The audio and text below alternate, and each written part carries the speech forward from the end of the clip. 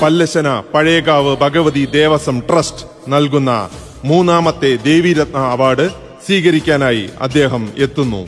July മാസം 15-ാം തീയതി വൈകുന്നേരം 5:30 പഴയകാവ് ക്ഷേത്ര മൈതാനിയിൽ വെച്ച് നടക്കുന്ന പ്രൗഢഗംഭീരമായ ചടങ്ങിൽ വെച്ച് വിദ്യാസാഗറിന് അവാർഡ് സമർപ്പിക്കുന്നു.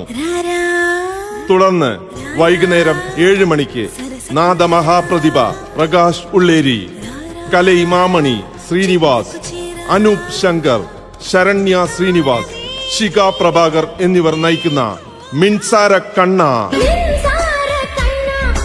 The mega musical event. ഈ 2 പരിപാടിയിലേക്കും ഈ നാട്ടിലെ നല്ലവരായ ജനങ്ങളെ സ്വാഗതം ചെയ്യുന്നു.